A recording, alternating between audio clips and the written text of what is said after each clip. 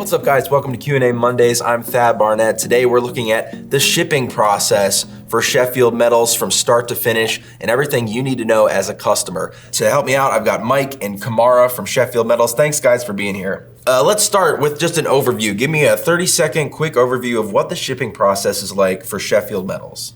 Basically, the first step is to determine the best shipping method for your order. So that'll be determined based on how large your order is. We'll do a custom quote for you, and then it'll be produced and packaged by our ops team, and then loaded on a truck and shipped out to you. So can you define those different shipping options for customers? What do all those mean, and kind of how do they get involved in the shipping process that way? Yeah, so when you hear somebody talk about an LTL, that stands for less than truckload. It's your smaller shipments. A full truckload is about 45,000 pounds or less. So when you're looking at a shipment less than that, 10,000 pounds, you're going to be using an LTL to ship that, less than truckload. That's your common carriers like UPS, Old Dominion, AAA Cooper, Southeastern Freight, things like that. The common carriers you see on the road, that is an LTL truck. That is not a point A to B shipment. That's the trucks that go in and out of terminals, regional terminals, and then deliver that way. For larger shipments, say over 10,000 pounds up to about 15,000 pounds, you can use a hot shot delivery. So a hot shot delivery is typically going to be a gooseneck trailer pulled by a dually pickup truck. That's a point A to B shipment. It's considered a dedicated truck. And like I said, it ships up to about 15,000 pounds. We utilize those a lot for job site deliveries or heavier shipments that we're concerned about getting damaged on LTL carriers. Think of that as like just a step under a full truckload or a flatbed. So over 15,000 pounds, especially when you're shipping a lot of flat sheets, that's when we'll go ahead and start talking about doing a full truckload, which for us is typically a flatbed shipment up to 45,000 pounds. Again, that's a dedicated truck, so it's usually a point A to B. It doesn't stop in terminals or anything like that. And when we ship on a flatbed, that is a tarped load, so it's protected from the elements, doesn't get rained on. We also, from time to time, can utilize what's called dry vans. So that's an enclosed trailer that looks very much like your typical common carrier. But we can book those as dedicated trucks as well. So if a customer has a loading dock, and say 40,000 pounds of coils they would like delivered, we can ship it in what's called a dry van as a full truckload. So what are the typical lead times when it comes to Sheffield's products, and what kind of affects those times? Yeah, so our standard lead times, typically 3 to 4 business days. So we call it 3 days plus 10 a.m. If you place your order before 10 a.m., we quote a 3 business day turnaround for production and shipping. If you place your order after 10 a.m., it's going to fall on the 4th day. So that'll be 4 business days turnaround shipping. And of course, exclusions apply, right? So if stock is not on the floor, if there's a back order situation, it can affect that. But as a standard rule of thumb, 3 to 4 business days to process and ship an order. So who actually does the shipping for Sheffield Metals? So each of our branches has someone that's a shipping coordinator. That's going to be the point person that interacts with the freight companies, kind of acts as the liaison between the freight companies and the customers. And they're the ones that book the shipments, arrange the paperwork, such as bill of ladings, packing lists. And they also work with the brokers to get flatbeds and dedicated truckloads secured. Pretty common misconception is that we're running our own trucks or we have a Sheffield trucking line. So especially with regional shipments, a lot of times if we tell a customer, hey, this is shipping out today, they may think that means it's going to deliver within an hour or two if they're close by. And that's a pretty common misconception. So we do not run our own trucks. We don't have our own dispatches running our own trucking line. We work with a lot of partners nationwide who vary from common carriers to actually domestic freight brokers. And the freight brokers are great partners for us because they allow us to shop different options, different truckloads, different pricing, going to different locations. So when we secure a truck for a customer, it's not a Sheffield truck. It's a third-party asset owned by a brokerage or owned by a common carrier. Let's move on to talking about when a customer receives material or accessories or an order from Sheffield, what are the steps customers need to take when receiving products when it comes to inspection, safe handling, proper storage, and those kind of things? So first and foremost, the biggest thing with accepting a delivery from us is you want to make sure that you're not accepting damaged material. When we ship on a common carrier, it's not a point A to B shipment. So it's going to go into a terminal where it may be there overnight, and then it's loaded onto another truck and go out for delivery. So things can happen, as we all know, when material passes through these warehouses. They can be hit with forklifts, dropped, etc. So you want to make sure that you're not signing free and clear for some damaged material. So first thing you do when a truck hits your dock, you're going to want to inspect everything. With coil deliveries, it's going to be a little bit easier to identify damage. They're usually packed eye to the sky on a skid, and you can kind of inspect the coil easily to make sure it's not dented, damaged, dropped. A big concern for us is shipping flat sheets. It is a lot easier to conceal damage on a flat sheet skid. So they're usually packed with cardboard corner protectors and a cardboard piece over top. So you may not necessarily be able to look at the skid and say, hey, this has got damage. It's very important to try your best to examine the skid, make sure you don't see anything out of whack. And if you do have concerns, it's best practice to go ahead and open that skid while the driver is still there and make sure that the sheets aren't damaged. If you find that product is damaged and they're wanting to deliver the material, probably the easiest thing to do as far as the claims process is concerned is to reject delivery.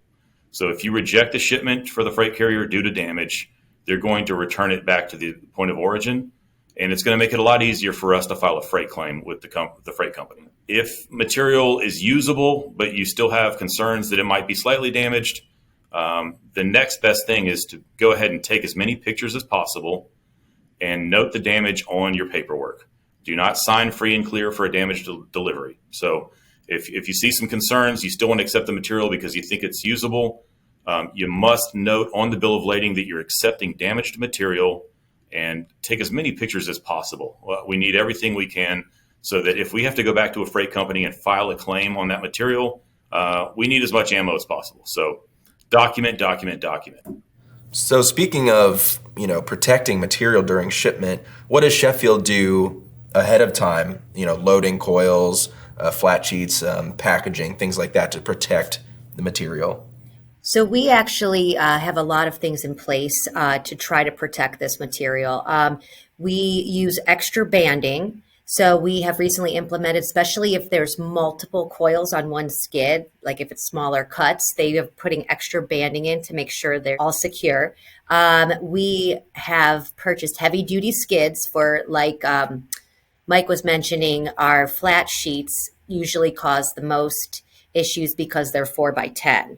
So we make sure that we package those on heavy duty skids. They have the cardboard edge guards, like Mike mentioned. We've also implemented as a branch to use metal edge guards in some circumstances when it is going LTL and going to be handled by multiple people. We put down wax paper on the skid before we put the coil on to protect for any moisture or wetness that might possibly hit the coil. We make sure that every shipment that leaves this building is tarped.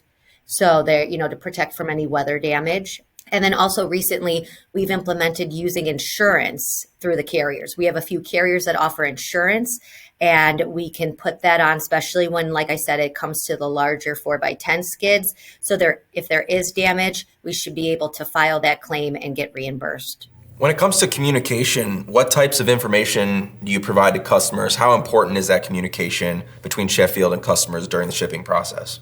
The communication is probably the biggest component of the logistics process. So there's so many different scenarios for deliveries that we've got to capture ahead of time so that we know how to book the freight appropriately. Is it a job site delivery?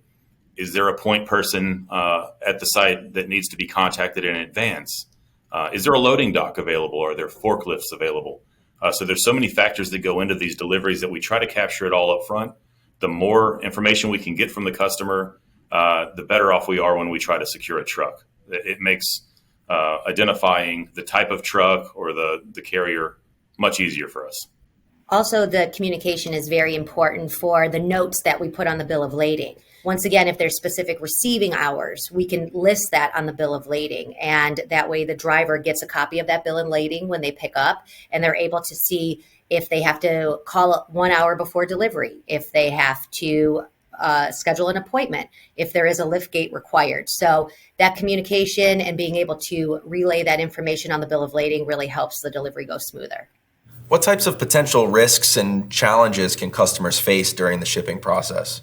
Well, just like anything, Thad, there accidents happen. So we've actually had scenarios where trucks get into an accident on the way to a delivery and material doesn't deliver on time.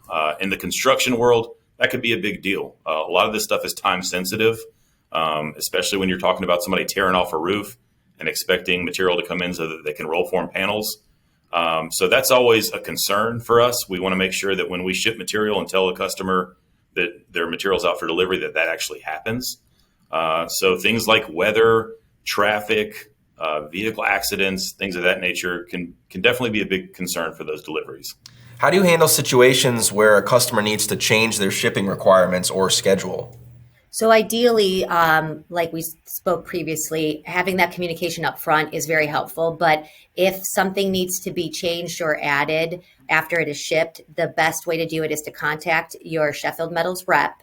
And then we will reach out to that carrier and add that information, such as the appointment is needed or whatnot. So, we definitely want to do whatever we can to accommodate our customers, make sure that the deliveries go smooth, and work with our carriers. And I do think also it's important to note if you're making changes to your delivery after a shipment has already gone out, we can do it, but that involves a reconsignment with the freight company. And so when you change like a delivery address with a freight company and it's reconsigned to a new address, it's best to keep in mind that does add lead time to your delivery and it's going to add additional cost to your shipment. So yes, we can make changes after material is already left, but there is cost and lead time involved. What else haven't we covered that is important for a customer to know about the shipping process? I think just to reiterate, Mike touched on if you are receiving damaged material, take pictures. That's the key. And then reaching out to your Sheffield Metals rep also right away. So that way, if you refuse it, we can file that claim right away. If you accept it, but notice that some material is damaged after the fact, take pictures. We can then file a claim on that. We want to make sure that you get the best quality material that you can. So if we need to send out replacements, we want to do that in a timely manner. So take pictures, reach out to us, and we'll get it corrected for you. Not only is damage important to note, but things like skid count. When you look at your bill of lading, it's going to tell you how many skids. It's going to tell you who it's being shipped to. And those are big things because you could be getting somebody else's material by mistake. You could have a delivery that includes 8 skids and you could be signing for 6 skids, which means you're missing 2 skids. That's a pretty common problem. If you don't count the skids you're signing for and find out after the fact, well, technically you've signed free and clear for a delivery. So as far as the freight company is concerned, the paperwork says you got it. So that makes it kind of hard to track down your missing skids if it's been signed for. That's a really, really good point. Once again, if you get the bill of lading, if you get the delivery receipt and you need to make a special note on that you're 1 skid short, any information that you can provide to put on that delivery receipt is recorded in the carrier system, and that really helps with the process. And if you have questions, your best bet is to reach out to Sheffield before the driver leaves your dock. If there's any question at all as far as what the process should look like or what you should do, pick up the phone and call Sheffield, and we will be able to kind of direct you on how to handle that. So the bill of lading, and so what they can do is they can sign it and accept it, but they can say 1 skid short. So what about products other than metal coils and sheets? What kind of shipping options are there for accessories? So what we usually do when people order clips and screws and other accessories along with the coils and the sheets, we can actually put it inside the coil or on top of the sheet skid. So what that does is it saves you shipping on those accessories. There are also times where people they'll find out that they're short on tub of screws, or they're missing a box of clips, or they need something. We have overnighted clips. We can do that. We have overnight UPS. We have 2-day So if you are in a real jam and you need an accessory as soon as possible, we can help you out on that. All right, well, Mike, Kimara, thank you very much for the information you've shared about the Sheffield Metals shipping process. If you have any questions, comment down below or reach out to your Sheffield Metals rep. They'd be happy to answer all your questions. Subscribe here to the Metal Roofing channel. As always, I'm Thad Barnette. We'll catch you next time.